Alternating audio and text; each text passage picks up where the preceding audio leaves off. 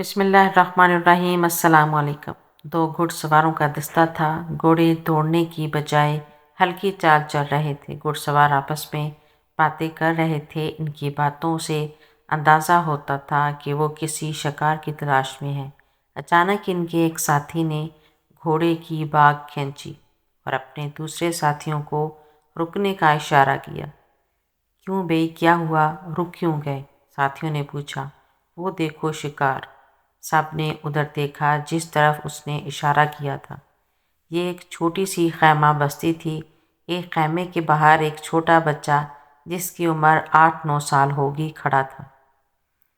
एक कहने लगा, भाई ये भी खूब रही, टाके से तो तुम नाकाम आए हो, अब इस बच्चे पर हाथ साफ करने का इरादा रखते हो। तवज्जो दिलाने वाले ने मुराते हुए बेरहम लहजे में कहा, तुम्हारे सर की कसम, ये बड़ा अच्छा शिकार है।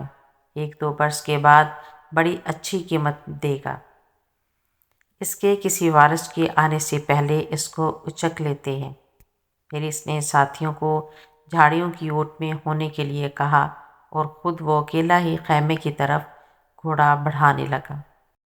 इसने बड़ी एहतियात से घोड़े को खैमे के पास खड़ा किया, नीचे उतरा और किसी चील की तरह बच्चे पर झपटा और इसे एक ही हाथ से उछाला। बच्चे को घोड़े के सैन पर पटक कर एक हाथ इसके ऊपर रखा ताकि वो गिरने ना पाए और फिर कोई लम्हा ज़ाया किए बगैर खुद भी बड़ी महारत से घोड़े पर सवार हो गया। इसके साथ ही इसका घोड़ा सरपट भागने लगा। इसके साथी खुशी से इसके साथ हो लिए। मासूम बच्चे की चीखों पुकार घोड़े की टापों और गारतगरों के कहकों और नारों में दब गई।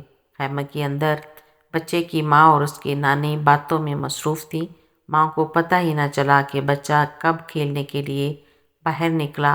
वो तो घोड़ों के भागने की आवाज़ें सुनकर सहम गई थी, मगर जब उसको बच्चे का ख्याल आया तो उस वक्त बहुत देर हो चुकी थी। वो रोती पीटती बाहर निकली तो देखने वाले चंद एक लोगों ने बताया कि गुजरने वाले तो डाकू थे और वो बच्चे को उठाकर चलते बने।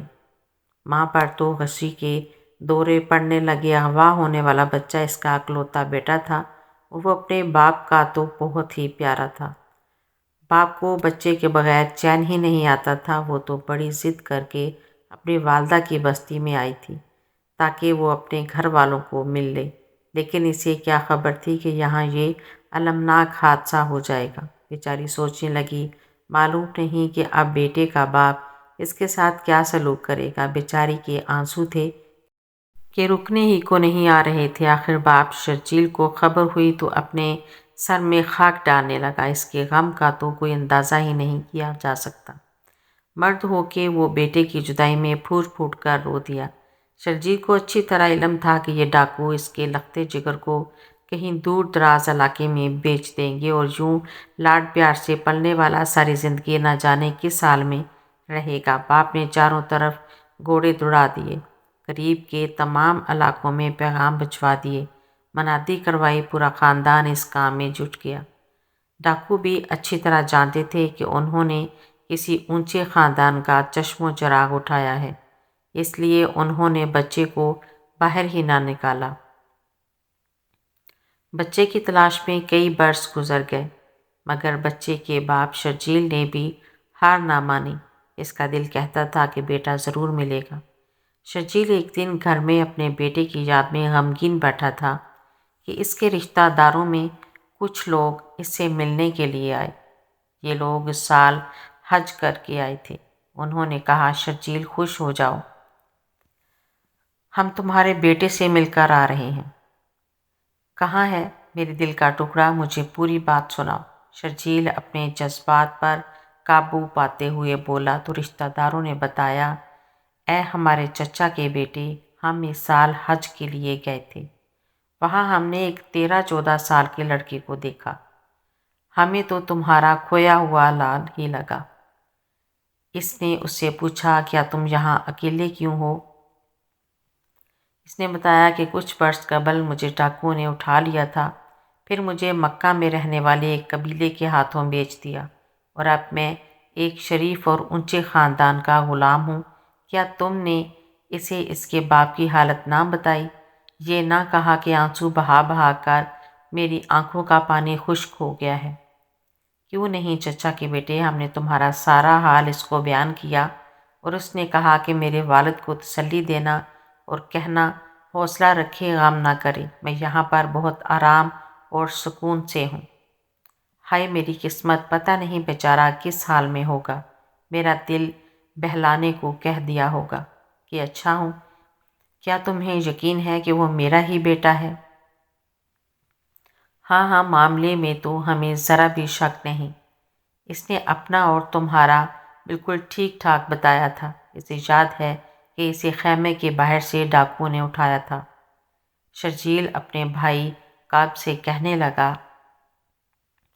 اے میری ماں چائے، چلو ابھی اور اسی وقت چلو، مجھے تو بیٹے کو دیکھے بغیر ایک پل چین نہیں۔ ہم مکہ کی طرف چلتے ہیں۔ چنانچہ ایک چھوٹا سا قافلہ اسی وقت مکہ کی طرف روانہ ہو گیا۔ منزلوں پر منزلیں طے کرتے ہوئے یہ لوگ مکہ پہنچ گئے۔ اسے یہ معلوم تھا کہ بچے کو آکاس نامی میلے میں فروخت کیا گیا تھا اور ان کے خریدار کا نام حکیم تھا۔ حکیم ایک معزز قبیلے کا شریف آدمی تھا۔ وہ اس کے گھر پہنچے تو معلوم ہوا کہ اس نے شرجیل کے بیٹے کو خریدا ضرور تھا، لیکن پھر اسے اپنی ہمشیرہ کو تحفے میں دے دیا تھا۔ شرجیل کو دراصل اسی خاتون کے قبیلے ماد کا بتایا گیا تھا۔ اب وہ حکیم کی بہن کے گھر کی طرف رواں ہوئے۔ انہیں بتایا گیا کہ وہ جس گھر کی طرف جا رہے ہیں وہ بڑے معزز لوگوں کا گھر ہے۔ بتائے گئے پتے پر پہنچے تو ان کی ملاقات ایک نہایت پروقار شخص سے ہوئی۔ شرجیل تو اپنے بیٹے کے آقا کو دیکھتے ہی مطمئن ہو گیا کہ اس شخص کا چہرہ بتاتا ہے کہ اس سے کسی کو نقصان نہیں پہنچ سکتا تھا۔ اس نے میزبان سے اپنے آنے کا مطلب بیان کیا اور کہا، اے معزز سردار، آپ کا خاندان اللہ کے گھر کا نگہبان ہے۔ آپ مصیبت زدوں کی مدد کرنے اور قیدیوں کو کھانا کھلانے میں شہرت رکھتے ہیں۔ ہم آپ کے پاس اس لیے آئے ہیں کہ میرا بیٹا آپ کے پاس ہے، آپ کی غلامی میں ہے۔ آپ سے درخواست ہے کہ آپ جس قدر روپیہ پیسہ چاہیں لے لیں، مگر میرے بیٹے کو آزاد کر دیں۔ میری آنکھیں اس کا پیارا چہرہ دیکھنے کو ترس رہی ہیں۔ معزز مہمان، آپ کس کی بات کر رہے ہیں؟ میزبان نے انتہائی میٹھے لہجے میں پوچھا۔ میں حارثہ کے بیٹے زید کی بات کر رہا ہوں۔ اچھا، میزبان نے کہا اور کچھ سوچ میں پڑ گئے۔ شرجیل نے میزبان کے چہرے پر تردد دیکھ لیا تھا۔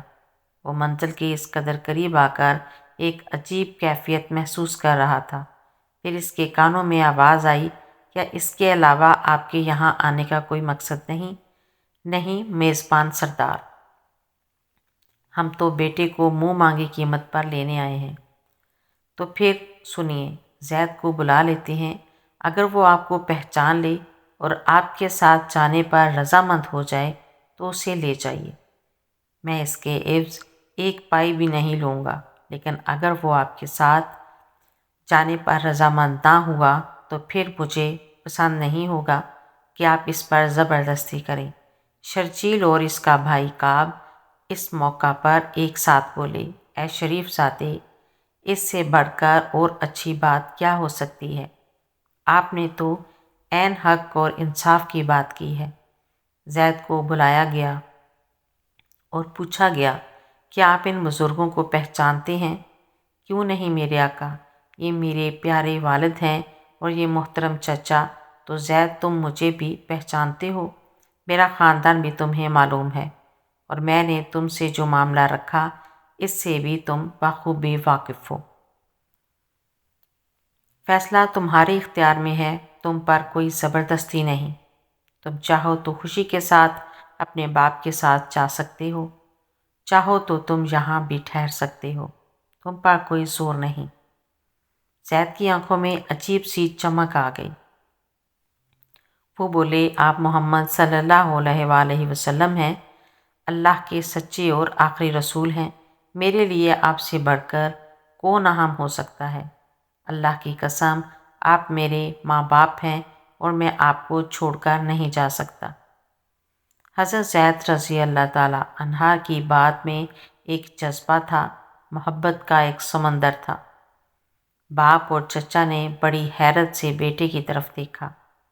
باپ نہ جانے کب سے بیٹی کی محبت کا چراغ سینے میں جلائے اسے وادی وادی تلاش کرتا پھرتا۔ حیرت اور دکھ سے بیٹے کی طرف دیکھنے لگا اور پھر بولا، اے زید، تم پر افسوس، تم آزادی پر غلامی کو ترجیح دے رہے ہو۔ اللہ کی قسم، تمہاری تلاش میں کون سا ایسا پتھر ہوگا جو میں نے الٹا نہ ہوگا؟ اور اب تم کیا کہہ رہے ہو؟ حضرت زید رضی اللہ تعالیٰ عنہ بولے، اے والد محترم، آپ درست فرماتے ہیں، لیکن میں نے حضور صلی اللہ علیہ وآلہ وسلم کی ذات میں جو کچھ دیکھا ہے، ان کو جس طرح پایا ہے، اس کے بعد یہ میرے بس سے باہر ہے کہ میں انہیں چھوڑ دوں۔ حضرت زید رضی اللہ عنہ کا فیصلہ بڑا اٹل تھا۔ باپ اور چچا بڑی حیرت سے بیٹے کا فیصلہ سن رہے تھے۔ اللہ کے رسول حضرت محمد صلی اللہ علیہ وآلہ وسلم بھی اٹھ کھڑے ہوئے۔ انہوں نے حضرت زید رضی اللہ تعالی عنہ کا ہاتھ پکڑا اور اس کے چچا اور والد کے ساتھ آنے کے لیے کہا۔ کعبہ میں پہنچ کر آپ صلی اللہ علیہ وآلہ وسلم نے فرمایا، میں تم سب لوگوں کو گواہ بنا کر کہتا ہوں کہ زید میرا بیٹا ہے، یہ میرا وارث ہے اور میں اس کا وارث ہوں۔ آپ صلی اللہ علیہ وآلہ وسلم کے اس اعلان سے حضرت زید کے چچا اور والد کا چہرہ کھل اٹھا۔ وہ سوچنے لگے کہ مجھے تو بیٹے کی عزت اور ترقی سے غرض ہے، اگر وہ یہاں خوش ہے تو میری خوشی بیٹے کی خوشی کے ساتھ ہے۔ انہوں نے بھی اس اعلان کو قبول کرنے کا فیصلہ کر لیا۔ آپ صلی اللہ علیہ وآلہ وسلم نے انہیں اجازت دی کہ آپ جب چاہیں یہاں آ کر اپنے بیٹے سے مل لیں، اور حضرت زید رضی اللہ تعالی عنہ کو بھی نصیحت فرمائی کہ وہ اپنے والدین کی آنکھیں ٹھنڈی کرنے کے لیے ان کے ہاں جایا کرے۔ یوں حضرت زید رضی اللہ تعالی عنہ نے اپنے حقیقی باپ کی بجائے رسول کریم صلی اللہ علیہ وآلہ وسلم کے ساتھ رہنا پسند کیا، اور حضرت زید رضی اللہ عنہ غلاموں میں سب سے پہلے شخص تھے جو مسلمان ہوئے۔ انہیں حضرت خدیجہ الکبریٰ رضی اللہ تعالی عنہ کے بھائی حکیم نے عکاظ کے بازار سے خریدا تھا اور تحفے میں حضرت خدیجہ رضی اللہ تعالی عنہ کے حوالے کر دیا تھا۔ حضرت زید رضی اللہ تعالی عنہ چند دنوں کے بعد ہی آپ صلی اللہ علیہ وآلہ وسلم کے ساتھ اس قدر مانوس ہو گئے کہ پھر ساری زندگی آپ صلی اللہ علیہ وآلہ وسلم کے پاس رہے۔ سبحان اللہ۔ میری ایسی ویڈیو دیکھنے کے لیے میرے چینل کو سبسکرائب کریں، ویڈیو کو لائک اور شیئر کریں۔ اللہ حافظ۔